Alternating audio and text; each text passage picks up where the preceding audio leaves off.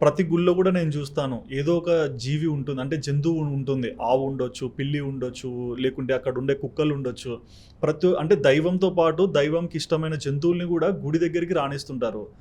దీంట్లో నేను మీ ఆశ్రమంలో చూసింది మీరు పిల్లులొచ్చాయి కదా 3. సో 3 రంగులు కనిపించాయి. Yes, yes. సో ఏంటి ఆ విశిష్టత? అక్కడ అమ్మవార్లు ముగ్గురు ఉంటారు. హ్మ్. మహాకాళి, మహాలక్ష్మి, మహాసరస్వతి. ఆ ముగ్గురమ్మల యొక్క స్వరూపకంగానే 3 జంతువులు. హ్మ్.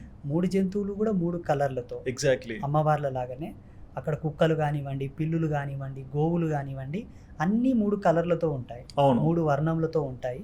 అది జగదంబ యొక్క లీల.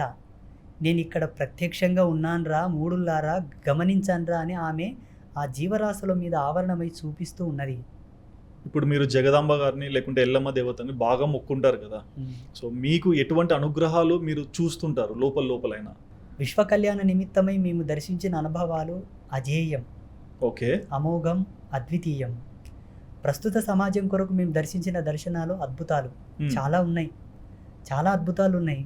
అవన్నీ కూడా భావితరాలు సుస్థిరమై సమాజంలో తల్లి తత్వం ప్రపంచములోనే గొప్పది. తల్లి యొక్క ఆరాధన విశిష్టమైనది. హ్మ్. హరిహర బ్రహ్మలను మనం పూజిస్తున్నామండి. హరిహర బ్రహ్మలు ఎవరిని కొలిశారో ఒకసారి చరిత్ర చూడండి. చరిత్ర కాదు, సారీ, గ్రంథాల పరిశీలన చేయండి.